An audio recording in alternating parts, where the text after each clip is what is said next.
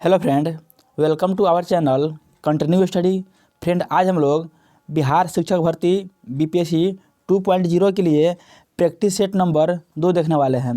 हम लोग इस सीरीज़ में बीपीएससी शिक्षक भर्ती के लिए कक्षा 6 से 8 के लिए प्रैक्टिस सेट आज 2 देखने वाले हैं। इससे पहले हम लोगों ने प्रैक्टिस सेट 1 को अपने इस चैनल पर कंप्लीट पढ़ लिया है। तो अगर आपने हमारा पिछला वीडियो नहीं देखा है तो आप हमारे चैनल के प्लेलिस्ट से जाकर इस वीडियो को देख सकते हैं। आज हम लोग प्रैक्टिस सेट 2 देखने वाले हैं, जिसमें इसमें हम लोग प्रैक्टिस सेट 2 में टोटल जो आपके समान अध्ययन के 40 प्रश्न पूछे जाएंगे। तो हम लोग कंप्लीट 40 प्रश्न इस प्लेटफॉर्म यानी रुक्मणी पब्लिकेशन के बुक को देखने वाले हैं। ऐसे ही इसके बाद हम लोग जो 80 प्रश्न आएगा सामाजिक विज्ञान से संबंधित, तो इस वीडियो के बाद हम लोग टोटल 80 प्रश्न सामाजिक विज्ञान के भी इसी प्रैक्टिस सेट 2 का देखेंगे। तो चलिए वीडियो शुरू करते हैं। वीडियो शुरू करने से पहले आपसे एक छोटा सा रिक्वेस्ट है कि अगर आप हमारे चैनल पर नए हैं या आपने अभी तक हमारे चैनल को सब्सक्राइब नहीं किया है तो ऐसे ही बीपीएससी शिक्षक भर्ती से संबंधित महत्वपूर्ण वीडियो पाने के लिए हमारे चैनल को जरूर सब्सक्राइब करें और वीडियो अच्छा लगा तो इसे लाइक और शेयर करना ना भूलें। तो चलिए आज हम लोग प्रैक्टिस सेट 2 शुरू करते हैं। सबसे पहले आप यहाँ पे आपको इंग्लिश और हिंदी का दिया हुआ है प्रश्न जो आपके क्वालिफाइंग मार्क्स का है, तो आप इसको कर लीजिएगा। चलिए यहाँ पे लिखा हुआ है पार्ट 2 समान अध्ययन। तो आज हम लोग पार्ट 2 समान अध्ययन को पढ़ेंगे। पहला प्रश्न बोल रहा है कर्क रेखा इनमें से किस राज्य से होकर नहीं गुजरती है। तो बताना ये कर्क रेखा किस राज्य से होकर नहीं गुजरती है। तो इसका सही उत्तर हो जाएगा मणिपुर। मणिपुर राज्य से कर्क रेखा होकर नहीं गुजरती है। कर्क रेखा राजस्थान से और छत्तीसगढ़ से होकर गुजरती है। कर्क रेखा भारत के कुल 8 राज्यों से होकर गुजरती है। कितने राज्यों से? 8 राज्यों से होकर गुजरती है। इसके पहले सेट में भी यह प्रश्न आया हुआ था, तो हमने एक ट्रिक बताया था जैसे आप कर्क रेखा को पहचान सकते हैं कि किस किस राज्य से गुजरती है। वो ट्रिक क्या है चलिए हम बताते हैं। वो ट्रिक है मित्र पर गमछा झाड़। मित्र पर गमछा, मित्र पर गमछा झाड़। क्या होगा? मित्र पर गमछा झाड़। तो देखिए मी से मिजोरम, त्र से त्रिपुरा, प से पश्चिम बंगाल, र से राजस्थान, ग से गुजरात, म से मध्य प्रदेश, छ से छत्तीसगढ़ और झार से झारखंड, यानी टोटल 8 राज्यों से भारत में कर्क रेखा गुजरती है। तो इस ट्रिक को आपको याद रखिएगा, ये बहुत ही महत्वपूर्ण ट्रिक है। कभी आप इस क्वेश्चन को गलत नहीं कीजिएगा। चलिए अगला प्रश्न देखते हैं। वो रहा है निम्नांकित में कौन पहाड़ी अरुणाचल प्रदेश में है। तो बताना है कि कौन पहाड़ी जो है वो अरुणाचल प्रदेश में है। तो डफला की पहाड़ी, मिरी की पहाड़ी और मिसमी की पहाड़ी, ये तीनों जो पहाड़ी है वह अरुणाचल प्रदेश राज्य में अवस्थित है। तो इसका सही उत्तर हो जाएगा ऑप्शन डी। उपयुक्त में से एक से अधिक विकल्प इसका सही है। अगला प्रश्न है निम्न में कौन गंगा के बाएं तट पर मिलने वाली गंगा की सहायक नदी है। तो देखिए यहाँ पे गंगा है, गंगोत्री से निकलती है। तो बताना है कि कौन सी नदी है जो गंगा के बाएं तट से आकर मिलती है। तो 3 ऑप्शन दिया हुआ है, तो इसका सही उत्तर हो जाएगा यहाँ पे कोसी नदी। ऑप्शन सी इसका सही उत्तर हो जाएगा। जो कोसी नदी है वह गंगा के बाएं तट पे आकर मिलती है। तो कोसी ऑप्शन सी इसका सही उत्तर हो जाएगा। सोन नदी और यमुना नदी गंगा में दाएं तरफ से आकर मिलती है। गंगा में दक्षिण तरफ से मिलने वाली सबसे बड़ी नदी हो जाएगी यमुना नदी और दूसरी सबसे बड़ी नदी हो जाएगी सोन नदी। इसको भी याद रखना है। अगला प्रश्न है मयूराक्षी परियोजना किस राज्य में स्थित है। तो जो मयूराक्षी परियोजना है बताना है कि यह किस राज्य में अवस्थित है। तो मयूराक्षी परियोजना मयूराक्षी नदी पर है और यह झारखंड राज्य में अवस्थित है। तो ऑप्शन बी इसका सही उत्तर हो जाएगा झारखंड राज्य। कामेत चोटी कामेत चोटी से संबंधित सही कथन को बताना है। यहाँ पे कामेत चोटी से संबंधित जो भी सही कथन है इसको चूज करना है। पहला दिया हुआ है हिमालय के हिमाद्री श्रेणी में है, यानी इसका जो स्थान है वह हिमालय के हिमाद्री श्रेणी में है। बी बोल रहा है हिमालय के शिवालिक श्रेणी में है। सी बोल रहा है कि सिक्किम में है। तो इसका सही उत्तर हो जाएगा यह हिमालय के हिमाद्री श्रेणी में उत्तराखंड में अवस्थित है, यानी ऑप्शन ए इसका सही उत्तर हो जाएगा। अगला प्रश्न है निम्न में से कौन सा शहर पूरी तरह से गंगा नदी के किनारे शहरों का समूह है। तो बताना है कि पूरी तरह से गंगा नदी पर अवस्थित इन ऑप्शनों में से कौन सा शहर है जो अवस्थित है। सबसे पहले यहाँ पे कानपुर दिया हुआ है, यह गंगा के तट पे है। बनारस है, यह भी तट पे है, लेकिन यहाँ पे आगरा दिया हुआ है, यह गंगा के तट पे नहीं है, तो ये ऑप्शन नहीं होगा। बी में दिया हुआ है बनारस, पटना, बिजनौर, तो ये इसका उत्तर सही हो जाएगा। बी बनारस, पटना और बिजनौर जो है वह गंगा के तट पे है, यानी ऑप्शन बी इसका सही उत्तर हो जाएगा। अगला प्रश्न कर रहा है गोकाक जलप्रपात से संबंधित सही तथ्य को चुनना है। तो बताना है कि गोकाक जलप्रपात से संबंधित कौन सा कथन सही है। पहला दिया हुआ है इसके बारे में, यह कर्नाटक राज्य में है, तो यह कथन बिल्कुल सही है। जो गोकाक जलप्रपात है यह कर्नाटक राज्य में अवस्थित है, यानी ऑप्शन ए जो है यह बिल्कुल सही है। बी बोल रहा है यह घाट प्रभा नदी पर अवस्थित है, तो यह भी कथन सत्य है। गोकाक जलप्रपात घाट प्रभा नदी पर कर्नाटक राज्य में अवस्थित है, तो ए और बी दोनों सत्य हो जाएगा। सी बोल रहा है यह उड़ीसा राज्य में है, तो उड़ीसा राज्य में अवस्थित नहीं है बल्कि कर्नाटक राज्य में अवस्थित है, तो इसका सही उत्तर रहेगा ऑप्शन डी, उपयुक्त में से एक से अधिक। अगला प्रश्न बोल रहा है स्वतंत्र भारत की पहली बहुउद्देशीय नदी परियोजना कौन सी है। तो स्वतंत्र भारत की पहली बहुउद्देशीय नदी जो परियोजना है वो हो जाएगा दामोदर घाटी परियोजना। क्या हो जाएगा, ऑप्शन बी दामोदर घाटी परियोजना। यह पश्चिम बंगाल और झारखंड के मध्य अवस्थित है, यानी दोनों राज्यों में इसका विस्तार है, तो ऑप्शन बी इसका सही उत्तर हो जाएगा। बिहार के किस भाग में टर्शीरी चट्टानों की उपस्थिति है। तो बताना है कि बिहार के किस भाग में टर्शीरी चट्टानों की उपस्थिति है। तो बिहार का जो शिवालिक श्रेणी है यानी उत्तर पश्चिम का जो भाग है यहाँ पे टर्शीरी चट्टानों की उपस्थिति है, तो ऑप्शन बी इसका सही उत्तर हो जाएगा, उत्तर पश्चिम भारत भाग में। अगला प्रश्न है भारत और यूरोप के बीच समुद्री मार्ग खोजने के लिए चलने वाला कोलंबस किस देश से था। तो बताना है कोलंबस जो था वह किस देश से था। हालांकि कोलंबस भारत की खोज नहीं बल्कि कोलंबस ने अमेरिका की खोज की थी। तो बताना है कोलंबस किस देश के रहने वाला था। जो कोलंबस था वह स्पेन का रहने वाला था, तो ऑप्शन सी इसका सही उत्तर हो जाएगा, स्पेन। अगला प्रश्न बोल रहा है किस वर्ष डचों ने पुर्तगालियों से श्रीलंका को जीत लिया। तो बताना है कि किस वर्ष डचों ने श्रीलंका से पुर्तगालियों को जीत लिया। तो इसका सही उत्तर हो जाएगा ऑप्शन सी 1658 में। ऑप्शन सी इसका सही उत्तर हो जाएगा 1658 में। अगला प्रश्न है लॉर्ड कर्जन ने बंगाल को दो भागों में बांटने का आदेश कब जारी किया था। तो लॉर्ड कर्जन ने बंगाल को दो भागों में बांटने का आदेश 19 जुलाई 1905 को दिया था, तो ऑप्शन बी इसका सही उत्तर हो जाएगा।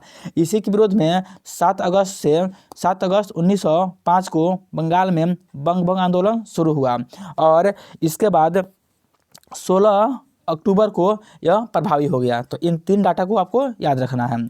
अगला प्रश्न है साइमन आयोग में कुल कितने सदस्य थे। तो साइमन आयोग में बताना है कि कुल कितने सदस्य इसमें थे। तो साइमन आयोग में कुल 7 सदस्य थे, यानी ऑप्शन सी इसका सही उत्तर हो जाएगा।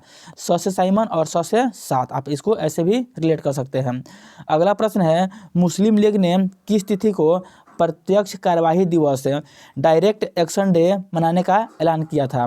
तो मुस्लिम लीग ने 16 अगस्त 1946 को प्रत्यक्ष कार्यवाही दिवस मनाने का ऐलान किया था, तो ऑप्शन बी इसका सही उत्तर हो जाएगा। अगला प्रश्न है किस एक्ट से भारत का गवर्नर जनरल का पद अधिनियमित किया गया था। तो भारत का जो गवर्नर जनरल का पद है यह चार्टर एक्ट 1833 में अधिनियमित किया गया था, तो ऑप्शन सी इसका सही उत्तर हो जाएगा। किस भारतीय को नवजागरण का अग्रदूत कहा जाता है। तो नवजागरण का अग्रदूत राजा राम मोहन राय को, किनको, राजा राम मोहन राय को नवजागरण का अग्रदूत कहा गया है। तो इसमें ऑप्शन नहीं दिया हुआ है, तो इसका सही उत्तर हो जाएगा ऑप्शन ई, उपयुक्त में से कोई नहीं। अगला प्रश्न बोल रहा है दादा भाई नौरोजी कब भारतीय राष्ट्रीय कांग्रेस के अध्यक्ष बने थे। तो यह प्रश्न बहुत ही महत्वपूर्ण है, बार बार एग्जाम में पूछा जाता है। तो दादा भाई नौरोजी भारतीय राष्ट्रीय कांग्रेस के 3 बार अध्यक्ष बने थे। 6-3-6 आपको ऐसे याद रखना है, 6-3-6। सबसे पहले 1886 में, उसके बाद 6 के बाद 3, 6-3-6 आपको ऐसे रिलेट करना है। 6 हो जाएगा 1886 में, उसके बाद 1893 में, यहाँ पे 3 है, उसके बाद 1906 में, यानी 6 1886, 3 1893, उसके बाद फिर 6 यानी 1906 में। तो इसका सही उत्तर रहेगा ऑप्शन डी, उपयुक्त में से एक से अधिक। अगला प्रश्न है, भारतीय संविधान के किस अनुच्छेद में यह अपेक्षा की गई है कि राज्य की लोक सेवाओं में न्यायपालिका को कार्यपालिका से पृथक करने के लिए राज्य कदम उठाएगा? तो न्यायपालिका से कार्यपालिका को अलग करने का जो वर्णन है वह अनुच्छेद 50 में किया गया है। तो ऑप्शन बी इसका सही उत्तर रहेगा अनुच्छेद 50 में। और अनुच्छेद जो 51 है इसमें आपको जो स्मारक है उसको सुरक्षित करने का चर्चा किया गया है। अगला प्रश्न है, भारत का महान्यायवादी का कार्यकाल कितने अवधि का होता है? तो इसका सही उत्तर रहेगा ऑप्शन ई, उपयुक्त में से कोई नहीं, क्योंकि जो भारत के महान्यायवादी होते हैं इनका कार्यकाल राष्ट्रपति के जो पद होता है उसके प्रसाद पर्यंत होता है। तो इसका सही उत्तर रहेगा ऑप्शन ई, इनमें से कोई नहीं। अगला प्रश्न बोल रहा है, भारत में अनवरत योजना की शुरुआत किस वर्ष की गई थी? तो भारत में अनवरत जो योजना है इसकी शुरुआत 1978 से किया गया था। कब किया गया था? 1978 से, यानी ऑप्शन बी इसका सही उत्तर हो जाएगा। और फ्रेंड यहाँ से कुछ प्रश्न जो है वो आपके मैथ से संबंधित प्रश्न है और रीजनिंग से, तो आप इसको बना लीजिएगा। चलिए हम लोग फिर से जीएस के प्रश्न चलते हैं। कुछ खास मैथ और रीजनिंग के प्रश्न दिए हुए हैं, आसान प्रश्न दिए हुए हैं। चलिए अगला प्रश्न बोल रहा है, किसी परिपथ में विद्युत धारा के प्रवाह की दिशा बताने के लिए किस उपकरण का उपयोग किया जाता है? तो किसी विद्युत परिपथ में प्रवाह की दिशा को दर्शाने के लिए गैल्वेनोमीटर जो होता है इसका प्रयोग किया जाता है। तो ऑप्शन में नहीं दिया हुआ है, तो इसका सही उत्तर रहेगा ऑप्शन ई, उपयुक्त में से कोई नहीं। अगला प्रश्न है, यौवनारंभ के दौरान आवाज़ बदल जाती है, ऐसा क्यों होता है? तो ऐसा लिरिक्स के विकास के कारण होता है, यानी ऑप्शन सी इसका सही उत्तर हो जाएगा। किसी सीधे धारावाही चालक को चुंबकीय क्षेत्र में रखा गया है। जब चालक में प्रवाही धारा की दिशा और चुंबकीय क्षेत्र की दिशा के बीच का कोण डैश डैश होगा, तब चालक को अधिकतम बल का अनुभव होगा। तो दिशा, चुंबकीय धारा की दिशा और चुंबकीय क्षेत्र के बीच 90 डिग्री का कोण बनना चाहिए, यानी ऑप्शन ए इसका सही उत्तर हो जाएगा। अगला प्रश्न है, किसी कार्बनिक यौगिक में एक प्रक्रियात्मक समूह क्या दर्शाता है? तो किसी कार्बनिक यौगिक में जो प्रक्रियात्मक समूह है वह इसके रासायनिक गुण को दर्शाता है, यानी ऑप्शन सी इसका सही उत्तर हो जाएगा। बेकिंग पाउडर डैश डैश का मिश्रण है। तो जो बेकिंग पाउडर होता है वह बेकिंग सोडा और मृदु अम्ल का मिश्रण होता है, यानी ऑप्शन सी इसका सही उत्तर रहेगा, बेकिंग सोडा और मृदु अम्ल। अपघटन प्रक्रिया कब होती है? तो अपघटन प्रक्रिया बताना है कि इन 4 ऑप्शन में से 5 ऑप्शन में से कब होती है। तो इसका सही उत्तर हो जाएगा ऑप्शन सी, जब एक अभिकारक घटित होकर यानी विघटित होकर सरल उत्पादों का निर्माण करता है उसे अपघटन प्रक्रिया कहते हैं। तो ऑप्शन सी इसका सही उत्तर हो जाएगा। अगला प्रश्न है, डैश डैश में सभी निर्जीव घटक शामिल होते हैं, जैसे कि दिया हुआ है हवा, बादल, धूल, भूमि, पहाड़, नदियाँ, तापमान, आर्द्रता, जल वाष्प, रेत इत्यादि। तो ये सभी है वह अजैविक पदार्थ वातावरण है। क्या है? अजैविक वातावरण है, यानी ऑप्शन बी इसका सही उत्तर हो जाएगा। अगला प्रश्न दिया हुआ है, निम्न में से कौन सा संयोजन अभिक्रिया का उदाहरण है? तो संयोजन अभिक्रिया में क्या होता है, जो 2 तत्व होते हैं वो आपस में संयोग करके एक तत्व में बदल जाते हैं। तो इसका सही उत्तर हो जाएगा ऑप्शन सी, N2 और H2 यानी नाइट्रोजन और हाइड्रोजन मिलकर अमोनिया का निर्माण करेगा, यानी ऑप्शन सी इसका सही उत्तर है। अगला प्रश्न है, यह करंट अफेयर से संबंधित प्रश्न है। आपके एग्जाम में करंट अफेयर्स के प्रश्न अच्छा खासा रहेंगे। तो चलिए दिया हुआ है, 2023 में इसरो द्वारा चंद्रमा पर अपना तीसरा मिशन चंद्रयान 3 किस रॉकेट से लॉन्च किया गया था? यानी बताना है कि जो चंद्रयान 3 लॉन्च किया गया था वह किस रॉकेट से लॉन्च किया गया था। तो इसका सही उत्तर हो जाएगा LV-M3M4 से। क्या हो जाएगा? LV-M3M4 से, यानी ऑप्शन बी इसका सही उत्तर हो जाएगा। अखिल भारतीय बाघ अनुमान 2022 नामक रिपोर्ट के अनुसार सर्वाधिक बाघों की संख्या वाला राज्य कौन सा है? तो जो नया डाटा आया है इसके अनुसार सर्वाधिक बाघों की संख्या वाला जो राज्य है वो आपका मध्य प्रदेश हो जाएगा, यानी ऑप्शन सी इसका सही उत्तर हो जाएगा मध्य प्रदेश।